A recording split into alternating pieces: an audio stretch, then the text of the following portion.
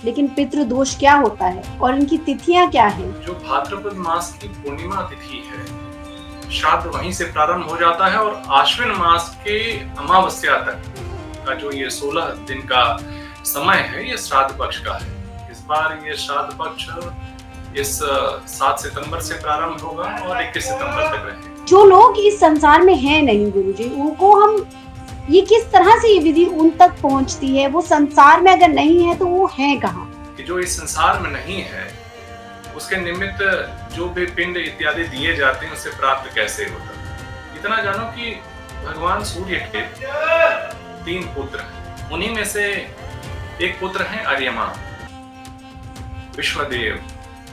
ये दिव्य पितर यानी सबके पितर हैं। ये तो जानना बहुत मुश्किल है, ये कैसे कोई जानेगा कि कहाँ पर है पितृ, कहाँ जा रहा है ये? तो मतलब इन विधियों में हर तरह का इसका मतलब जो आहार उनके लिए है वो दिया जाता है, वो अर्पण किया जाता है। हाँ, जैसे जिस योनि में जो जहां पर हो, जैसे अगर वो गंधर्व योनि में है तो गंधर्वों का जो आहार है वो है पान। तो जैसे ही तुम पिंड देती हो, ये दिव्य पितर पान के रूप में गंधर्वों तक वो चीजें पहुंचा देते हैं। पितृदोष उत्पन्न होता है, जब पितृदोष उत्पन्न हो जाता है तो आदमी को चाहे धन हो, चाहे शरीर हो, चाहे बच्चे हो, चाहे परिवार हो, मतलब जीवन में वो जिन चीजों के विषय में सोच सकता है, उन चीजों को लेकर के, और जिनके बारे में नहीं सोच सकता है उनको लेकर के भी उससे पीड़ा और तकलीफ होती है। और अगर आपने उनका ध्यान नहीं दिया तो जेनेटिक डिस्टर्बेंस शुरू हो जाएगी। वो सारी की सारी अनुवांशिक बीमारियां जो सोई हुई हैं जागृत हो जाएंगी। नमस्कार, आप देख रहे हैं प्राइम न्यूज नेटवर्क। पितृपक्ष शुरू होने वाले हैं, लेकिन पितृदोष क्या होता है और इनकी तिथियां क्या हैं? क्या कुछ हम कर सकते हैं इस समय पर? ऐसे बहुत सारे सवाल आपके मन में होंगे जो हम आज जानने वाले हैं। हमारे साथ हैं जाने माने ज्योतिषाचार्य जी। गुरु जी, बहुत बहुत धन्यवाद आज हमें यहाँ पर समय देने के लिए। बहुत से सवाल हैं आपसे। तो सबसे पहला सवाल तो हम आपसे कर ही लेते हैं कि पितृपक्ष कब से शुरू हो रहे हैं, इनकी तिथियां क्या है?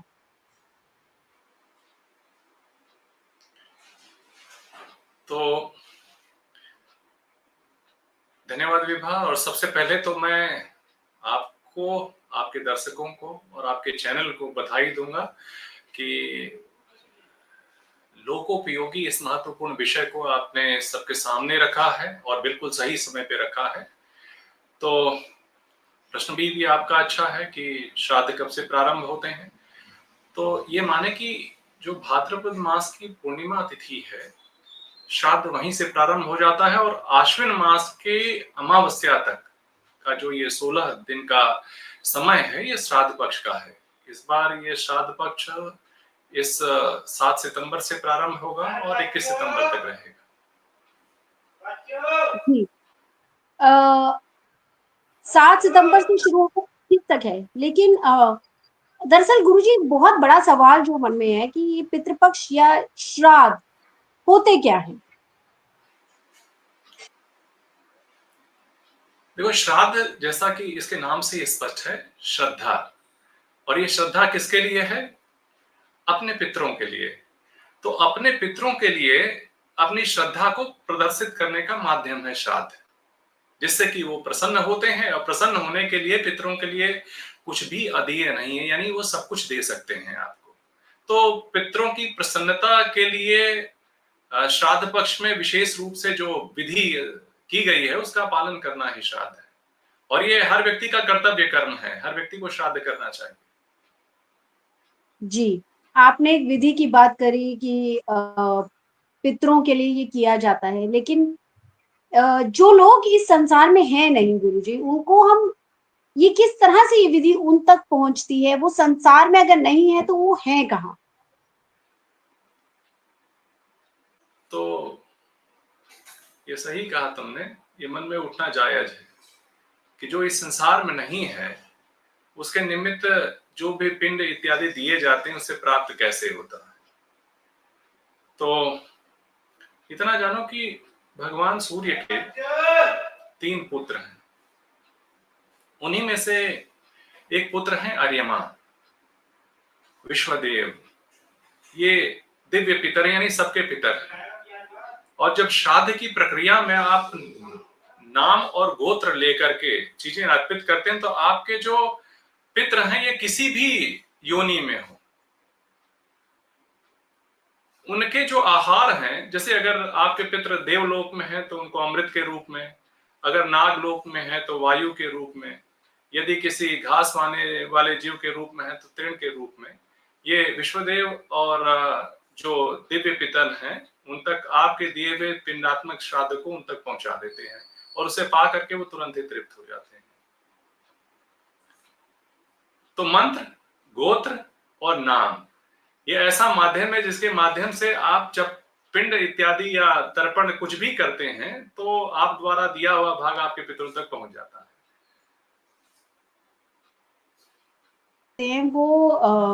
ये तो जानना बहुत मुश्किल है, ये कैसे कोई जानेगा कि कहाँ पर है पितृ, कहाँ जा रहा है ये? तो मतलब इन विधियों में हर तरह का इसका मतलब जो आहार उनके लिए है वो दिया जाता है, वो अर्पण किया जाता है। हाँ, जैसे जिस योनि में जो जहां पर हो, जैसे अगर वो गंधर्व योनि में है तो गंधर्वों का जो आहार है वो है पान।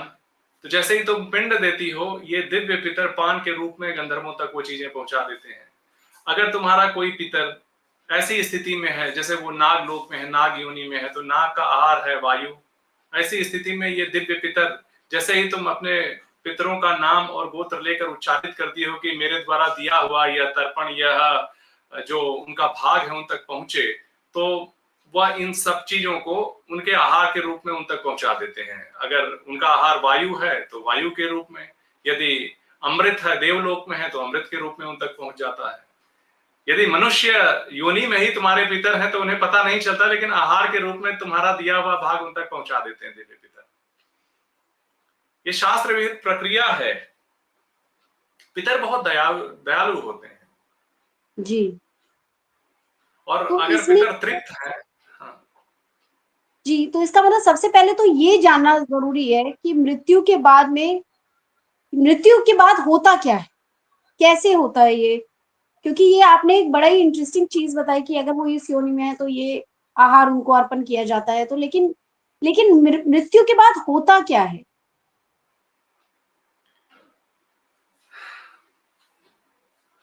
देखो,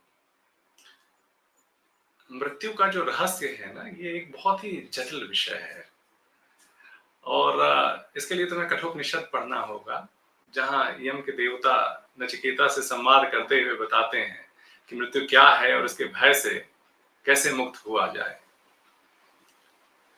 लेकिन तुम्हारा प्रश्न यह है कि मृत्यु के बाद क्या होता है, तो ऐसा शास्त्रों का कहना है कि जब अंतिम समय आती है तो आदमी की आंखें उलट जाती हैं, उल्टी सांस चलने लगती है, कंठ से गड़गड़ाने की आवाज आने लगती है और सांस रुकने से लेकर आंख उलटने तक की जो स्थिति है और आंख उलटने के बाद से लेकर जीव के शरीर से बाहर निकलने तक की अवस्था को,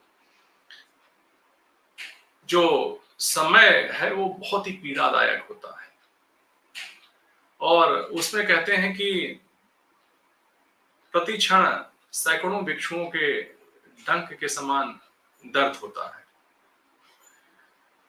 अब जैसे ही व्यक्ति उस अवस्था से मुक्त होता है तो उसके कर्मों के हिसाब से ये तय हो जाता है कि उसे देवलोक जाना है या यमलोक जाना है, क्योंकि यमदूत और देवदूत वहां रहते हैं। अब यदि उसके कर्म सही नहीं है तो यमदूत उसे जैसे ही जीव निकलता है शरीर से पकड़ कर ले जाते हैं एक बार यम सदन तक, फिर लौट करके आता है। जब लौट करके आता है तो उसकी शरीर काफी थकी होती है, शरीर तो होती ही नहीं, वायु की तरह उसकी शरीर होती है, तो उसके निमित्त फिर पिंडा पारा जाता है, पिंड बनाए जाते हैं और इन पिंडों से उसे आहार भी मिलता है, उसकी शरीर का निर्माण भी होता है। ये 10 दिन तक पिंडात्मक कार्य चलते रहते हैं। चूंकि चिता में जलने की वजह से उसकी शरीर काफी जल रही होती है, चिता की ताप से उसे बहुत ही प्यास और तड़प हो रही होती है, तो इस अवधि में उसके पितृजन, उसके कुल के लोग उसे जल देते हैं। इस जल को पा करके वो तृप्त हो जाता है। चूंकि कोई आकृति होती नहीं तो नित्य उसके मुख में जल पड़ता रहे, इसलिए एक कलश बांध करके नीचे उसमें से जल की धार बूंद के रूप में गिराई जाती है और ये एक श्राद्ध की प्रक्रिया होती है। इस श्राद्ध पक्ष में हम उस प्रक्रिया को उतनी गहराई से नहीं लेंगे, क्योंकि वो एक आम आदमी का विषय नहीं है। आम आदमी को निर्देशित किया जाता है कि आप ऐसे-ऐसे करते रहिए, वो मृत्यु के बाद का विषय है, जो 10 दिन का 10 गात्र होता है। श्राद्ध इसके पक्ष में ऊपर जो किया जाने वाला, हाँ, श्राद्ध इसके पक्ष ऊपर में हम जो किया, और आपके साथ में पूरा मुझे लगता है एक लाइव हमें करना पड़ेगा, पूरा पॉडकास्ट पड़ेगा कि दरअसल मृत्यु के बाद की भी, क्योंकि आजकल तो 3 दिन में ही चौथा भी हो जाता है और 13वीं भी हो जाती है। देखो, ध्यान रखो कि जो जीव की शरीर का निर्माण है, वो पिंड के द्वारा ही निर्मित होता है, और यह पिंड देने की पूरी प्रक्रिया 10 दिन की है। अगर ये प्रक्रिया पूरी ना हो तो प्रेत देह नहीं प्राप्त कर पाता, न तो उसका सपिंडीकरण सही तरीके से हो पाता है, न तो उसे सही मुक्ति मिल पाती है। और अगर अपनी मूल योनि में वो नहीं गया, तो अंततः कहते हैं अतिरिक्ता पितरा रुद्रा पिबंती, अतिरिक्त पितर अपने ही लोगों का खून पीते हैं, और क्योंकि उन्हें सबसे अधिक अपेक्षा आपसे ही होती है। पितृदोष उत्पन्न होता है, और जब पितृदोष उत्पन्न हो जाता है तो आदमी को चाहे धन हो, चाहे शरीर हो, चाहे बच्चे हो, चाहे परिवार हो, मतलब जीवन में वो जिन चीजों के विषय में सोच सकता है, उन चीजों को लेकर के, और जिनके बारे में नहीं सोच सकता है उनको लेकर के भी उसे पीड़ा और तकलीफ होती है। इसलिए पितरों की कभी उपेक्षा नहीं करनी चाहिए। और साथ इसके विपरीत, यदि पितर आपके प्रसन्न हैं, तो किसी भी प्रकार की प्रेत योनि या अन्य योनियों में गए हुए जीव आपको नहीं, आप तक नहीं पहुंच पाते। और धन हो, जन हो, अन्न हो, सौभाग्य हो, सौख्य हो, प्रसिद्धि हो, वो सब कुछ आपको पितर देते हैं। तो पितरों की उपेक्षा तो कभी नहीं करनी चाहिए। पितरों की तृप्ति, पितरों जी। को तृप्त करना प्रत्येक व्यक्ति का कर्तव्य कर्म है, उसे करना ही चाहिए। वो आपके पिता हैं, आपके पूर्वज हैं, और इसमें उनका नहीं, आपका कल्याण है। अगर आप स्वयं का कल्याण चाहते हैं तो कभी भी पितरों की उपेक्षा मत कीजिए। जितने भी हमारे जी। महत्वपूर्ण पर्व हैं, पूजा है, पाठ है, शादी है, विवाह है, शुभ कर्म है, उसमें नांदी श्राद्ध होता है। नांदी श्राद्ध भी पितरों के निमित्त ही किया जाने वाला एक पूजन है। हाँ, इनकी विधि अलग होती है, इनके तरीके अलग होते हैं। किसी का प्रातः काल करना चाहिए। अब जैसे माताओं के लिए जो श्राद्ध कर्म करना चाहिए, वो दोपहर के पहले कर लेना चाहिए। पिता के निमित्त, पितरों के निमित्त, पिता के निमित्त अगर कोई श्राद्ध करना चाहिए तो अपराह्न के बाद, अपराह्न में करना चाहिए, दोपहर के बाद करना चाहिए।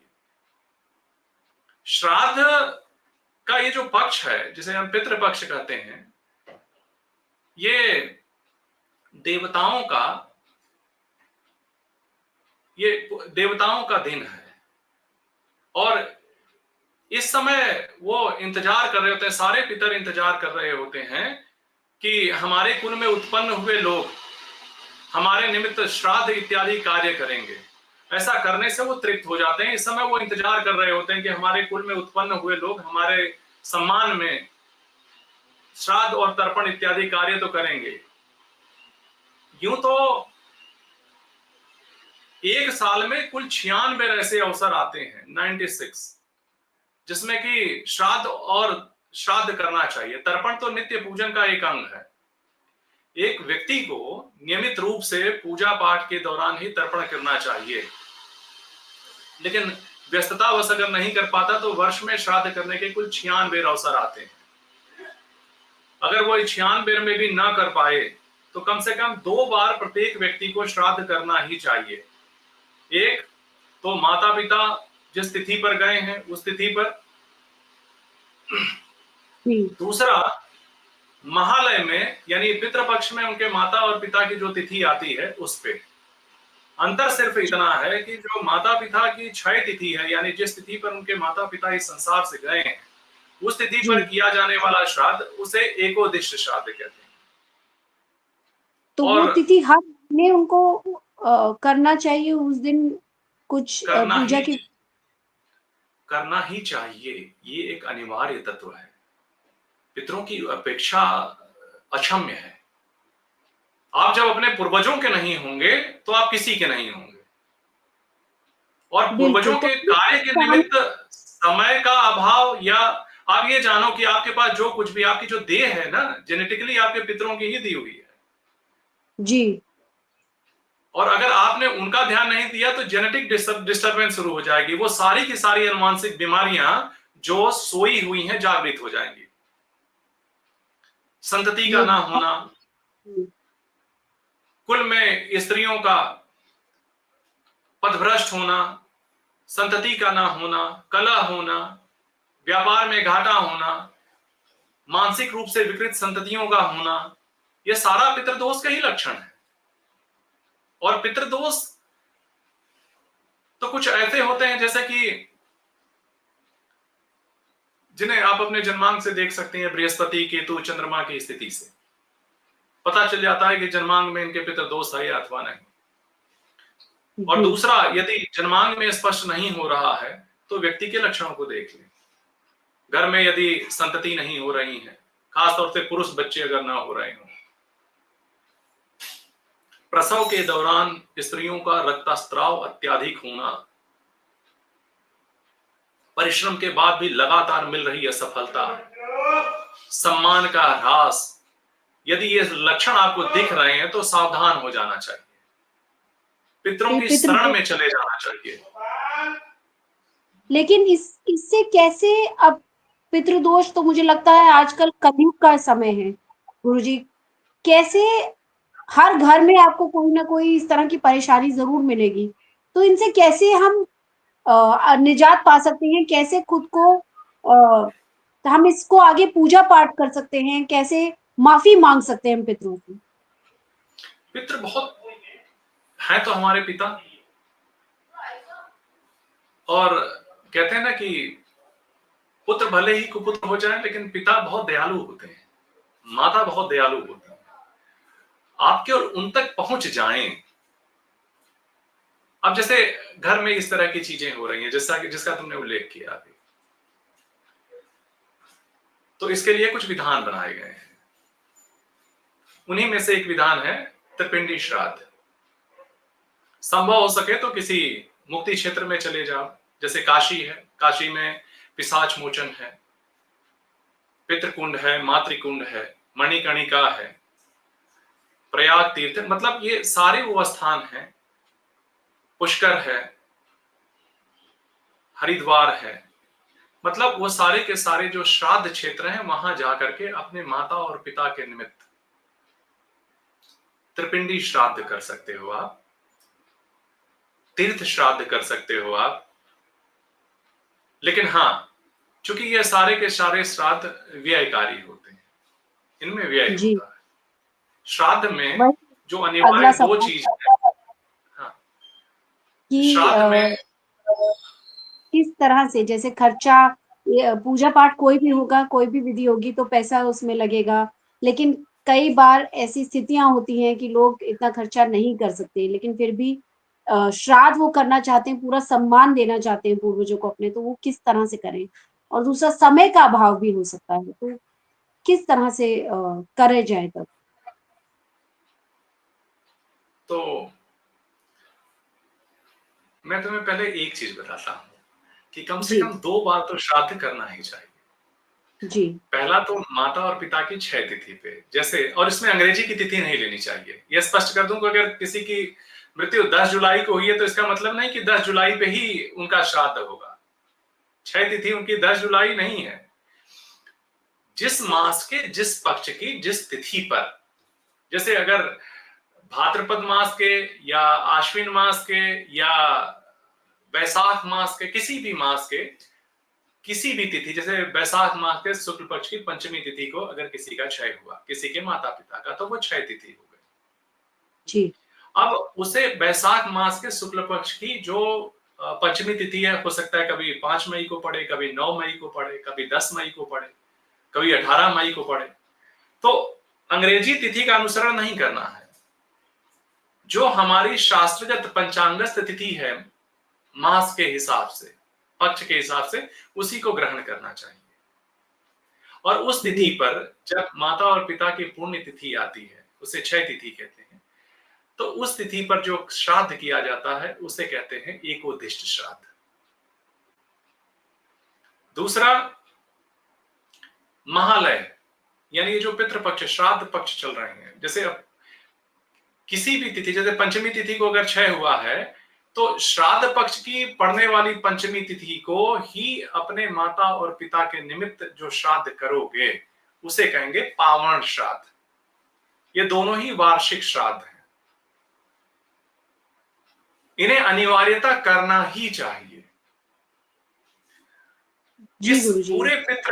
इस पूरे पितृ पक्ष के दौरान जो किया जाने वाला कार्य है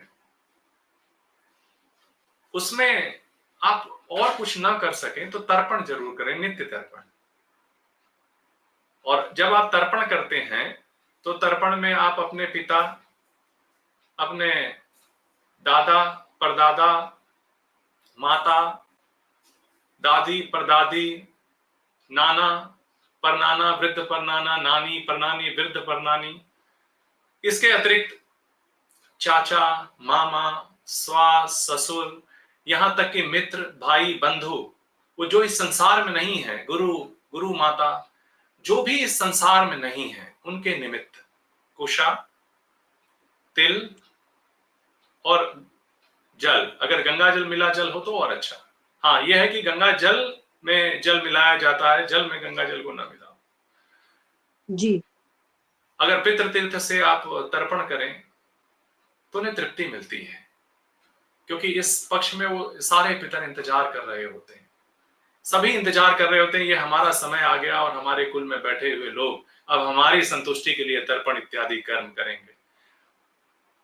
गुरुजी, और यहाँ दक्षिण पर आपने एक बहुत बड़ी बात कही है। अभी जैसे आप बता रहे कि रिश्तों में नाना नानी, मामा, चाचा चाची, लेकिन क्या महिलाएं भी, अब जिनके आगे पुत्र नहीं है या पुत्र हैं भी तो वो कहीं और रहते हैं और वो नहीं मानते इन चीजों को, पुत्रियां हैं, तो क्या वो भी अपने पूर्वजों के लिए श्राद्ध कर सकते हैं, पूजा पाठ कर सकते हैं, और अगर कर सकते हैं तो कैसे करें? क्योंकि कई जगह तो हमने ये भी सुना है कि जैसे बेटियों को भले ही बुलाया जाता है घर में, जिस दिन भी करा जाता है श्राद्ध की पूरी विधि होती है, लेकिन वो छू कुछ नहीं सकती।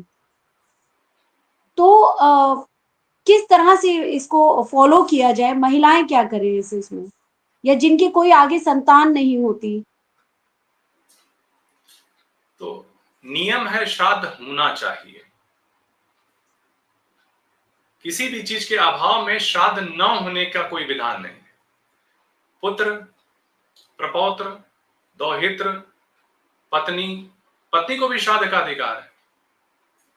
यहां तक कि भतीजा, माता, भाई, बंधु, और अगर कोई नहीं है तो उसकी संपत्ति से राजा का कर्तव्य है कि उसका श्राद्ध कर्म हो। यानी श्राद्ध कर्म होना ही चाहिए, न होने की कोई स्थिति नहीं है। स्त्रियों द्वारा भी श्राद्ध किया जाता है, बेटियां भी श्राद्ध करती हैं। हाँ, उसका विधान थोड़ा अलग है, अमान्य से होता है, उसकी एक विधि है, लेकिन श्राद्ध होता है और पुण्य सबको मिलता है। वही श्राद्ध में देखो दो चीज है, श्रद्धा, प्रक्रिया और भोजन। श्राद्ध में अगर तुम पूरी प्रक्रिया का पालन कर सकती हो तो ठीक है, अगर नहीं कर सकती हो तो कम से कम एक ब्राह्मण को, एक सात्विक ब्राह्मण को घर बुलाओ, क्योंकि कहते हैं कि ब्राह्मणों के शरीर पे सवार होकर तुम्हारे पितर घर में आते हैं और उन्हीं के मुख से भोजन करते हैं। शुद्ध चरित्रवान तपस्वी ब्राह्मण को भी यदि भोजन करवा देते हो 6 तिथि पर तो तुम्हारा श्राद्ध पूरा हो जाता है, केवल वह संतुष्ट होकर कहते मैं तृप्त हुआ। जी। और अगर किसी कारण, जैसे कहा, प्रतिदिन इस श्राद्ध पक्ष में प्रतिदिन जो एक काल आता है उसे कहते हैं कुतप काल। जी। कुतप काल प्रायः इस दोपहर में 11:36 से 12:24 के बीच आएगा। हर रोज अनुमानित समय है, प्रतिदिन। हाँ, पितृपक्ष में। इस दौरान आदमी कभी भी किसी भी परिस्थिति में हो तो श्राद्ध कर्म करे। शास्त्र का आदेश है कि व्यक्ति को यथासंभव धन इत्यादि पहले से एकत्र कर लेना चाहिए। अगर किंचित धन फिर भी नहीं इकट्ठा हो पाया तो कहें वो लकड़ियों को इकट्ठा करके बाजार में बेचे और उससे जो उत्पन्न मिलने वाला धन है उसी से वो श्राद्ध करे। अगर नहीं है तो केवल शाक, यानी जो उसके शाक यानी सब्जी, हरी पत्तेदार सब्जी, इन्हीं से कर ले। अगर यह भी नहीं है तो वो केवल एक मुट्ठा घास निकाले और माता गऊ को खिला दे अपने पितरों के निमित्त, और कुतब काल बीत रहा हो और गौ माता भी उपलब्ध ना हो, तो उसके लिए कहा गया है कि ऐसे व्यक्ति को बाहर निकलना चाहिए, अपने दोनों हाथ ऊपर उठा करके पितरों के निमित्त सावधान होकर कहना चाहिए, हे पितर, इस समय मैं इस स्थिति में नहीं हूं, चाहे वो कारण धन हो, चाहे वो कारण परिस्थिति हो, चाहे वो कारण समय हो, लेकिन फिर भी मैं आपके प्रति श्रद्धा रखता हूं और उसी श्रद्धा भाव में मैंने अपने दोनों हाथ ऊपर उठा रखे हैं। इतना कह देने से भी पितर संतुष्ट हो जाते हैं।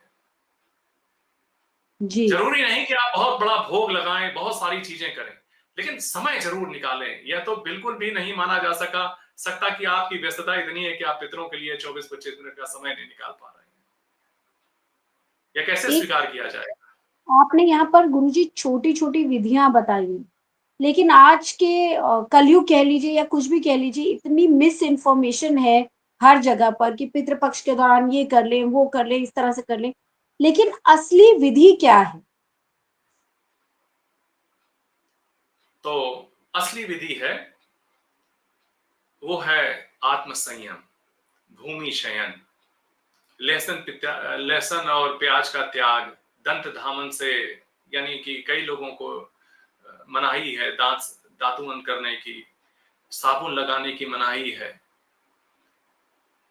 नियम पूर्वक आचरण करना, हो सके तो लमण का त्याग कर देना, भूमि शयन करना, और पितरों के निमित्त जो उनकी रुचि थी, गोग्रास निकाल देना, कौओं के लिए, गऊ के लिए,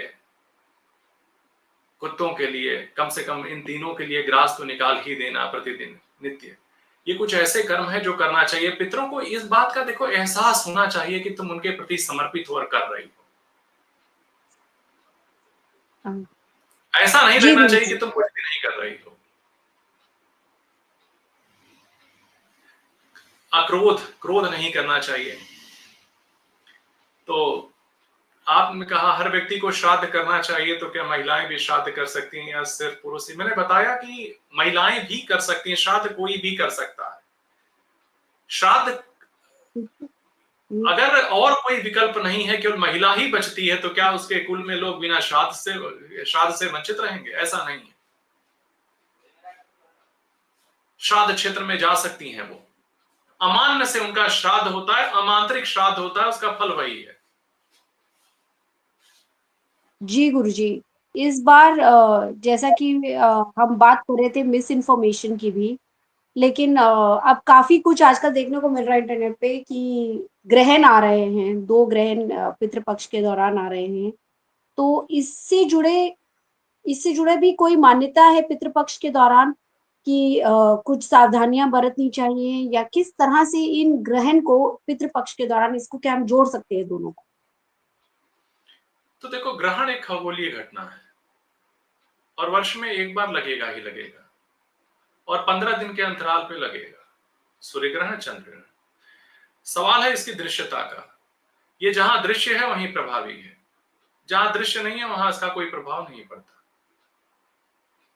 अगर जैसे जिस दिन आपको श्राद्ध करना है उस दिन ग्रहण पड़ गया, तो ग्रहण की अवस्था में चूंकि श्राद्ध कोई छूतक नहीं है, शूतक नहीं है, ये इसमें देवताओं का ही पूजन होता है, कलश स्थापित होते हैं, देवताओं के मंत्र, ये सारे वैदिक मंत्रों से ही तृप्त इनका आवाहन होता है, पूजन होता है, सारी चीजें होती हैं। लेकिन ग्रहण के दौरान चूंकि देवताओं का और मंत्र पाठ इत्यादि का निषेध है, तो जिसकी तिथि में ही यह ग्रहण लग गया है उसके लिए तो अच्छा है कि वो या तो जिस दिन पितृ विसर्जन या चतुर्दशी को, और या तो ठीक अगली तिथि को कर दे। लेकिन जब ग्रहण का समय, ग्रहण काल चल रहा हो, तो उस दौरान श्राद्ध इत्यादि कर्म नहीं करने चाहिए, उस समय रुक जाना चाहिए। ग्रहण में पूजा पाठ का निषेध है और श्राद्ध भी एक पूजन है। जी, अभी जैसे हम बात ही कर रहे थे कि महिलाओं को क्या श्राद्ध करना चाहिए या नहीं, हमें बहुत सारे कमेंट्स आ रहे हैं अभी जब हम क्योंकि बहुत सारे लोगों के मन में सवाल हैं। सबसे बड़ी बात ये है कि सही तरीके से किस तरह से करें, तो इनफैक्ट पहला ये भी एक सवाल इसमें आया है कि क्या हर व्यक्ति को श्राद्ध करना चाहिए, जिसका आपने अभी थोड़ी देर पहले जवाब भी दिया। और क्या महिलाएं भी श्राद्ध कर सकती हैं या सिर्फ पुरुष ही ऐसा कर सकते हैं? और एक यहाँ बड़ी बात ये भी है गुरुजी कि अगर किसी के घर में पुरुष भले ही मौजूद हैं, लेकिन वो नहीं मानते, तो क्या महिलाएं भी कुछ इसमें कर सकती हैं श्राद्ध? नहीं तो एक आपने जैसे पुष्कर का आप बता रहे थे कि आप वहां पर जाके पूजा कराइए, ये सब कर दिया। कई लोग तो कहते हैं कि हमने वो पूजा करा ली, अब इसके बाद हमें कुछ करने की जरूरत नहीं है, तो वो हर साल फिर वो नहीं करते श्राद्ध। तो क्या ये सही तरीका है? देखो, जैसे पिंड होता है ना, जब तुम पिंड बनाती हो तो ये पिंड में आवाहन होता है तुम्हारे पितरों का। पिंड मतलब ये देह है, जी। और आवाहन करके उनका पूजन होता है श्राद्ध कर्म। और उसके बाद उसी पिंड को उस तीर्थ क्षेत्र में डाल दिया जाता है। जैसे यहाँ पिशाच मोचन है, गंगा जी हैं, या कोई श्राद्ध क्षेत्र ब्रह्म सरोवर है, तो ऐसा माना जाता है कि जो तुम्हारे पितर हैं उस संबंधित तीर्थ क्षेत्र में विलीन हो गए। अब पिंडात्मक श्राद्ध कब तक किया जा सकता है, यह प्रश्न है, यह सही प्रश्न है। जैसे पिंडात्मक मतलब जिसमें आटे, मतलब जौ के आटे का पिंड बनाया जाता है, ये पिंडात्मक श्राद्ध कब तक किया जा सकता है? क्योंकि जैसे ही हमारे दिमाग में श्राद्ध शब्द आता है, हम आटे के गोले, मतलब जौ के आटे के का गोला हमारे दिमाग में सबसे पहले आता है कि वो पिंड बनता है। ये पिंडात्मक श्राद्ध कब तक किया जा सकता है? तो पिंडात्मक श्राद्ध जब तक बद्रिकाश्रम में पिंडात्मक श्राद्ध न कर दिया जाए तब तक करना चाहिए। जैसे अपने क्षेत्र में आपने पिंडात्मक श्राद्ध किया, उसके बाद गया जी में जा करके अपने पितरों को बिठा दिया, पिंडात्मक श्राद्ध कर दिया, जी। तो इसका मतलब ये नहीं कि आप पिंडात्मक श्राद्ध आपका बंद हो जाएगा। जब तक आप यह पिंडात्मक श्राद्ध एक बार बद्रिकाश्रम में, बद्री नारायण के यहां जाकर नहीं कर देते, तब तक आपको यह करते रहना चाहिए। लेकिन हाँ, एक बार जब वहां आपने पिंडात्मक श्राद्ध कर दिया तो उसके बाद फिर यह रुक जाता है। क्योंकि एक बार जब उत्तम लोकों में आपके पितर पहुंच गए, आपने भगवान विष्णु के पद तक ने पहुंचा दिया, तो वहां से वापस पृथ्वी पे उनका आवाहन करना उन्हें पीड़ा होती है। उस धाम से जी। जाने के बाद अगर कोई व्यक्ति लौट के आता है तो कुपित होता है, उसे भी कष्ट होता है और आपके लिए भी अच्छा नहीं होता। लेकिन जब तक आप विष्णु पद तक नहीं कर देते पिंडात्मक श्राद्ध, तब तक श्राद्ध करते रहे। तो क्या हर किसी को कोशिश यही करनी चाहिए कि वो विष्णु भगवान की पूजा कर बद्री नारायण उनको वहां पे जाकर श्राद्ध, ये जो पिंड दान है, ये करा जाए? जीवन में एक बार सभी को अपने पितरों के निमित्त जरूर है ब्रह्म कपाली में जाकर के पिंडात्मक श्राद्ध कर देना चाहिए, अगर आप सक्षम है तो। गुरुजी, क्या आप हमें सुन पा रहे हैं? हाँ, मैं सुन पा रहा हूँ। दरअसल शाम के समय जब छुट्टियां होती है तो लोग फ्री होके पहले ही नेट चलाने लगते हैं। नेट पे लोड पड़ता है, इसीलिए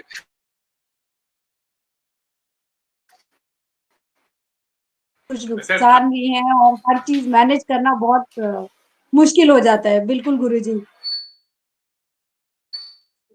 जी गुरुजी, यहाँ पर ना हमारे पास बहुत सारे सवाल आ रहे हैं कि, और आप भी अभी इस टॉपिक पर आ रहे थे कि श्राद्ध, ये जो पितृ पक्ष जब चल रहे होते हैं तो उसमें शुभ कार्य नहीं करने चाहिए।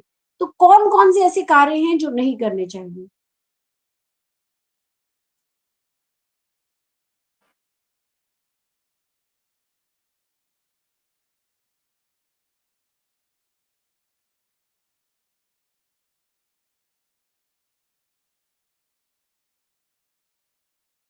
गुरुजी, क्या आप हमें सुन पा रहे हैं? हाँ, मैं सुन पा रहा हूँ। जी, तो मैं कौन से सुन पा ऐसे रहा हूँ। शुभ कार्य हैं, जी, कौन से ऐसे शुभ शुभ कार्य हैं जो पितृ पक्ष के दौरान नहीं करने चाहिए या वर्जित होते हैं वो कार्य? दरअसल एक भ्रम की स्थिति है, ध्यान रखो। लेकिन हाँ, चूंकि जब बात पितरों की हो तो बाकी सारी चीजों को रोक देना चाहिए। यह पूरा का पूरा समय उन्हीं के लिए समर्पित होना चाहिए। प्रायः जो चूंकि शुभ कार्य में विशेषता विवाह और सारी चीजें होती हैं, तो भगवान विष्णु सोए रहते हैं उस समय। तो वैसे भी कहाँ, जब भगवान विष्णु सोए हो तो शुभ कार्य होंगे, विवाह इत्यादि कार्य होते ही नहीं उस समय। जी, तो ये सवाल नथुलाल शर्मा जी ने किया था। मैं आशा करती हूँ उनको इसका जवाब मिल गया हो। लेकिन खाली विवाह आदि नहीं, ऐसे कहते हैं कि कपड़ा खरीदना, कोई और शुभ कार्य हो तो, या किसी बच्चों का अगर जन्म होता है जब श्राद्ध के समय, क्या इसका भी कोई गुरुजी महत्व है? जैसे बहुत महत्व है। नवरात्र। जब पितर बहुत जी, प्रसन्न होते हैं तो घर में आते हैं, संतान के रूप में आते हैं। आपके पितर और आप भी कभी पितर बन जाएंगे तो पूरा सर्किल है, आप भी कभी पितर। श्राद्ध पक्ष में अगर कोई संतति घर में उत्पन्न हो, बहुत ही सुंदर है। आपके कुल का जी, ही कोई व्यक्ति आया है सीधे घर में।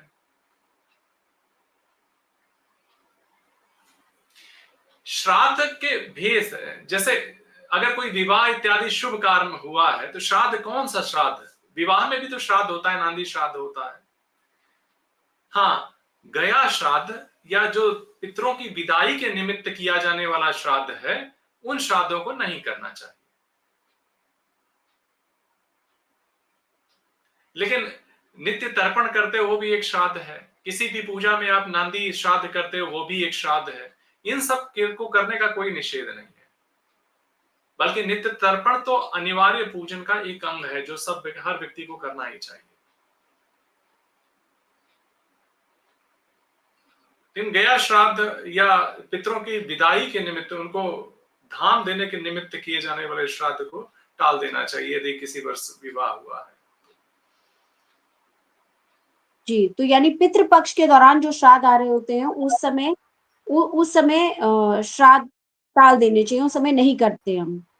लेकिन जैसे वाहन का खरीदना है, वाहन जी, तुम्हारा यश है ना, जी, भूमि का खरीदना है, यह भी यश है, पितर बहुत खुश होते हैं। बेचने जी, का निषेध है। तुम अपने कुल की संपत्ति को अगर बेचते हो तो पितर रोते हैं, तो कम से कम ऐसा न करना। और जैसे ही तुम कोई चीज अर्जित करते हो, ध्यान रखो, भूमि है, वाहन, यश बढ़ाने वाली चीज, कीर्ति बढ़ाने वाली चीजों से पितर सबसे अधिक प्रसन्न होते हैं। तो ये तो बिल्कुल जो मान्यताएँ चलती आ रही हैं, ये तो बिल्कुल उसके ऑपोज़िट जो है बात हुई है, क्योंकि हमने खुद ही सुना है गुरुजी कितनी बार कि हमें कह दिया जाता है, अरे कोई शुभ कार्य नहीं करना, आप वाहन नहीं खरीदेंगे, आप कुछ खरीदने नहीं जाएँगे। तो ये तो बिल्कुल ही उन मान्यताओं से मतलब यही है कि आप सुनते बहुत कुछ है, लेकिन उसको सही तरीका क्या है, वो आज हमें गुरुजी बता रहे हैं कि ये तो आप बहुत ये अच्छी बताओ, चीज़। बाजार में आप छोटे बच्चे हो जी, और बाजार में आप जा रहे हो किसी शोरूम में, जी, तो जो देने वाला है वो आपकी उतनी वैल्यू नहीं करेगा। उसे पता है कि छोटे बच्चे के जेब में क्या होगा। हुँ, लेकिन अगर आप अपने पिता या माता के साथ जाओ तो तुरंत ही हुँ, उसका आचरण आपके प्रति बदल जाएगा। वो सोचेगा आप जो इच्छा करोगे वो सारी चीजें ये दिला देंगे, है कि नहीं? जी, पितृपक्ष में पितरों का सीधा सानिध्य आपके साथ होता है, क्योंकि वो इंतजार कर रहे होते हैं आपका कि मेरा बच्चा अपनी उंगली मेरी तरफ बढ़ाएगा और मैं पकड़ लूंगा। जी। वो वास्तविक आनंद की अवस्था होती है। तो जब तुम कुछ खरीद रहे होते जिसमें तुम्हारा सम्मान बढ़ रहा होता है, जैसे भूमि है, वाहन है, तो उन्हें अच्छा लगता है। बेचते समय उन्हें बड़ा दुख होता है। इसलिए भूमि बेच करके मैंने आज तक जीवन में किसी को आगे बढ़ते नहीं देखा। ये बात आपने बिल्कुल सही कही गुरुजी। ये कि भूमि बेचना एक बहुत बड़ी, ये शायद गहने बेचना या भूमि बेचना, या गहने लोन पर लोग रखते हैं तो बहुत ही लेकिन कई ऐसी स्थितियाँ होती हैं, दुखद स्थितियाँ होती हैं जिससे लोग गुज़रते हैं। आती क्यों है? हम उन परिस्थितियों में पड़ते क्यों हैं? किसी न किसी बुरे कर्मों की वजह से ना। जी, गलत मार्ग पर जाते तब हैं जब हम अपने हितैषियों की बात मानना बंद कर देते हैं। कुल की एक परंपरा होती है जो हम सीख रहे होते हैं। वो परंपराओं से वो चीजें हम तक पहुंच रही होती हैं। लेकिन जब हम पितरों की उपेक्षा करते हैं तो अपने पूर्वजों के संचित ज्ञान को भी खो देते हैं। वो कड़ी टूट जाती है और तब फिर हमें जरूरत पड़ती है ज्ञान की, और बाहर बिकाऊ जो ज्ञान पड़ा है ना, केवल उसी के आश्रय फिर हम जीवन बिताना शुरू करते हैं। फिर तो आप बिकते रहो। लूटने वालों की कमी नहीं है संसार में। जी। गुरुजी, एक और बात, एक सवाल मन में आ रहा है कि जैसे यहाँ पितृपक्ष के दौरान हम पितरों की पूजा करते हैं, तो यहाँ पर कुल देवी या कुल देवता का क्या महत्व है? क्या इनका भी कोई महत्व होता है इसमें? पंचायतन में जो देवता आते हैं, भगवान विष्णु, भगवान शिव, गणेश जी, भगवान सूर्य और देवी, यही 5 हैं और इन्हीं के अवतारों की पूजा होती है। जब पितृपक्ष में भी हम सानिध्य देते हैं तो जो 3 कलश रखे जाते हैं, यम के लिए, विष्णु के लिए, ब्रह्मा जी के लिए, और वहां भी जो पूजन होता है वो वैदिक मंत्रों से ही होता है। उनकी तृप्ति के निमित्त जो कार्य किए जाते हैं वो भी, मतलब सामान्य पूजा पाठ में जितने विधान होते हैं वो सारे होते हैं। अंतर सिर्फ इतना होता है उस पिंड का, जो उनके निमित्त रखा जाता है उसका पूजन करते हैं और उसी का विसर्जन किया जाता है उस तीर्थ क्षेत्र में, जिसे वो जी, ग्रहण करते हैं। जी।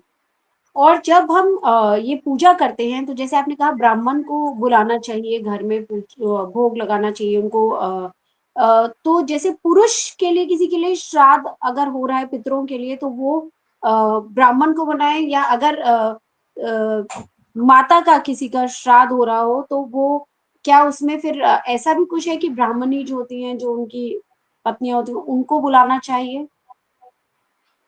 हाँ, अगर माता गई हैं तो निश्चित रूप से एक ब्राह्मणी को बुला के भोजन कराना चाहिए ब्राह्मण के साथ। और वैसे भी दोनों को मिला के ही खाना चाहिए, क्योंकि पितरों में तो मातृकुल और पितृकुल दोनों ही रहते हैं। न जाने जी, कितनी पीढ़ियां हमारे ऊपर जा चुकी हैं, हम भी न जाने उस चक्र में कितनी बार जा चुके हैं, आ चुके हैं। तो सम्मिलित रूप से भोजन कराना अच्छा। हाँ, एक चीज का ध्यान रखना चाहिए कि आप जिसको बुला रहे हो, क्योंकि उसी की देह में प्रवेश करके जो पित्रात्मक शक्तियां हैं घर में आती हैं, तो वो जितने जी, शुद्ध हों, जितने तपस्वी हों, और यदि संभव हो सके तो जो गुरुकुल में पढ़ने वाले, वो वैदिक शिक्षा लेने वाले बच्चे हैं, उनको जरूर भोजन कराओ। क्योंकि इस संसार में ये जो विप्र हैं, छोटे बच्चे हैं, बालक बटुक जिन्हें कहते हो, जो वेदा अध्ययन कर रहे हैं, वो साक्षात ईश्वर ही हैं। अगर उन तक कुछ भी पहुंचा सको तो जान लो तुमने सीधे ईश्वर तक वो चीज पहुंचा दी। क्योंकि गुरुकुलों की हत्या हो गई है, जहां सनातन धर्म और संस्कृति का प्रचार और प्रसार हो रहा है। तो अब तो हमें लगता है कि गुरुकुलों को पुनर्जीवित और स्थापित करने का ये समय है। ये समाप्त हो गए तो फिर कहां तुम पढ़ोगे ये ब्राह्मण ग्रंथ, कहां पढ़ोगे वेद, कहां पढ़ोगे उपनिषद? विश्वविद्यालयों में न तो पढ़ाने वाले वो शिक्षक रहे, और राजधन पे आश्रित विद्या तो वैसे भी कभी धर्म का स्थान ले ही नहीं सकती। धर्म राजा क्या पढ़ाएगा, वो तो गुरुकुलों में ही पढ़ाया जाने वाला विषय है।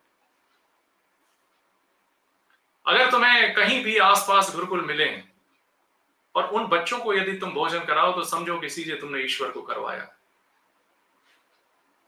पितरों को तुरंत तृप्ति मिलती है। सात्विक संध्या वंदन करने वाले ब्राह्मणों को घर में बुलाओ, उन्हें भोजन कराओ, पितर तुरंत तृप्त होते हैं। क्योंकि श्राद्ध में 3 महत्वपूर्ण चीजें हैं। एक, प्रक्रिया जो पितरों के निमित्त की जाती है। दूसरा, तुम्हारी श्रद्धा, यानी जब तुम करो तो पूरी श्रद्धा से करो। ये मत सोचो कि जी, क्या सही हो रहा है, क्या गलत हो रहा है। तुम तो केवल अपने उन पूर्वजों का ध्यान करो और ये भाव करो कि जो कुछ भी तुम दे रही हो, हाथ बढ़ाकर वो ग्रहण करना। ब्राह्मण भोजन, क्योंकि उनके मुख से पितर सीधे ग्रहण कर रहे होते हैं।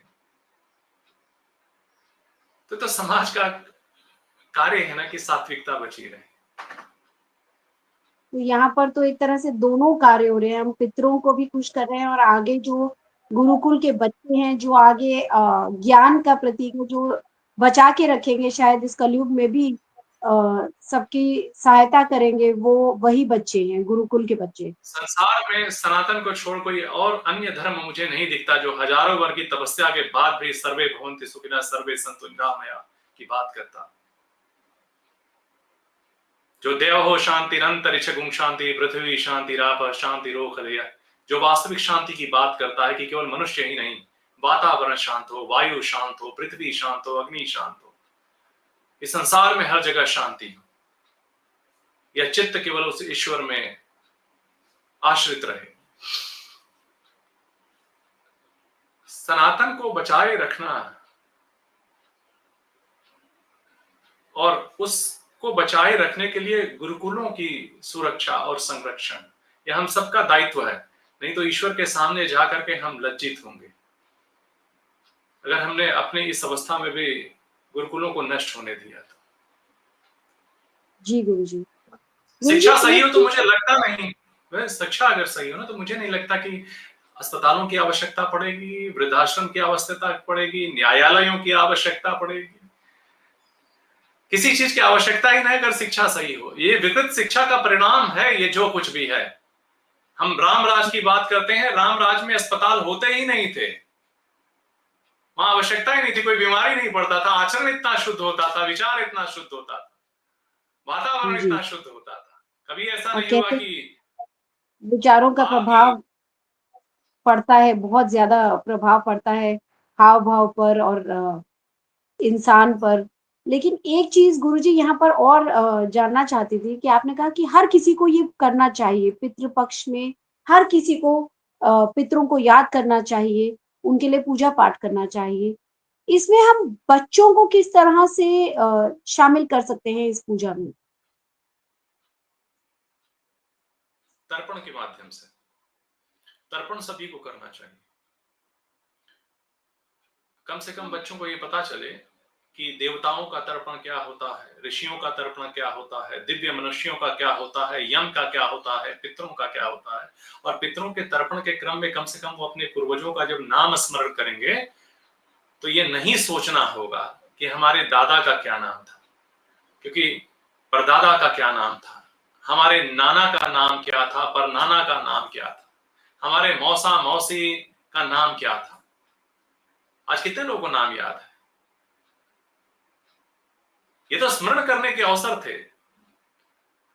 केवल नाम लेने मात्र से ही चीजें अपना प्रभाव देने लगती है। जैसे अगर मैं तुम्हारा नाम बुलाऊंगा, तुम्हें 100 लोगों के भी बीच में बैठी अगर मैंने 10 बार नाम बुलाया तो तुम व्याकुल होकर उठ के पूछो क्या हुआ।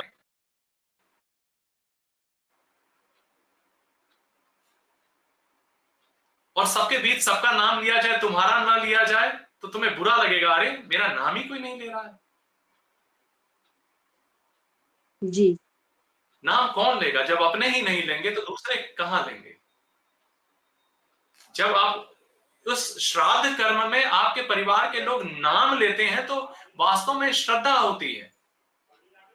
उन्हें आदित्य रूप में, वसु रूप में, रुद्र रूप में स्मरण किया जाता है। बिल्कुल गुरुजी। गुरुजी आपने जैसे बताया कि कोई भी कर सकता है लेकिन अब घर में 2 बच्चे हैं, एक लड़का है, एक लड़की है, तो लड़का अपने माता-पिता के लिए कर रहा है, अपने पूर्वजों के लिए कर रहा है, वो उसका हुआ, लेकिन लड़की आगे शादी हो गई, तो वो ससुराल पक्ष के लोगों के लिए कर रही है, तो क्या वो अपने मायके के लिए भी कर सकती है और क्या दोनों लोग कर सकते हैं ये? अ, मैंने कहा ना, हाँ, देखो हायरार्की तो है ही इसमें। प्रथम अधिकार किसे है, द्वितीय अधिकार किसे है, तृतीय अधिकार किसे है, चतुर्थ अधिकार किसे है, और अंततः सपिंड है, सगोत्री है, और यहां तक कि राजा। तो अब जैसे कन्या का विवाह हो गया है, लेकिन उसके जी, मातृकुल में अगर लोग हैं तो वो उन्हें प्रेरित करें कि आप कीजिए। अगर नहीं करते तो वो आगे बढ़ करके किसी विप्र के द्वारा अपने पूर्वजों के निमित्त ये तर्पण और श्राद्ध इत्यादि कर्म करा सकती है। और एक चीज मैं बता दूं, विवाह, जी, हम इस भौतिक देह को ही पुरुष और स्त्री के रूप में विभक्त कर बैठे हैं, ये हमारी सबसे बड़ी मूर्खता है। क्योंकि मूल प्रकृति में केवल 3 गुण मात्र हैं, वहां कोई स्त्री और पुरुष नहीं है। वास्तविक पुरुष तो वह है जो पुरुषार्थ के अर्थ को समझे, स्त्री वह है जो श्रृंगार जानती हो, श्रृंगार का महत्व जानती हो। आज तो लड़के भी ब्यूटी पार्लर में जाके घूम रहे हैं। या देह पुरुष जैसी दिखने मात्र से आप पुरुष नहीं हो जाते। आप धर्म को आत्मसात न करते हैं और जो जिसे आत्मसात करे वह देह के रूप में स्त्री ही क्यों न हो, पुरुष है। कर्मों से बनते हैं। कर्तव्य बोध यदि तुम है, ये छूट देता है, ये अधिकार प्रदान करता है कि तुम भी अपने माता और पिता के निमित्त कार्य करो। जी हाँ, उसका विधान है, उसकी प्रक्रिया है। वो श्राद्ध से च्युत ना हो, नहीं तो उनकी दुर्गति ही होगी और परिणाम तो सभी भोगेंगे। बिल्कुल गुरुजी, आज बहुत महत्वपूर्ण आपने हमें जानकारी दी और आज बहुत अच्छा लगा आपसे बात कर शायद हमने कभी इस तरह से पितृपक्ष के बारे में कभी नहीं सोचा था। जो चीजें आज हमारे साथ शेयर करी, आज आपने हमें बताई, बहुत-बहुत धन्यवाद गुरुजी। आज हम अपना समय, अपना कीमती वक़्त हमें देने के लिए। हम आशा करते हैं आगे भी आपसे इसी तरह और चीज़ों पर बहुत इस तरह महत्वपूर्ण जानकारियाँ आप हमें देते रहेंगे और ये समाज में शांति बनी रहे, कल्याण हो, इसके लिए आप जैसे लोगों का आगे आना और हमें इस तरह का ज्ञान देना ये बहुत ज़रूरी है। बहुत-बहुत धन्यवाद। श्री विष्णु नमः, श्री विष्णु नमः। और धन्यवाद आपके दर्शकों का। सबका मंगल हो, सब हो। धन्यवाद गुरुजी।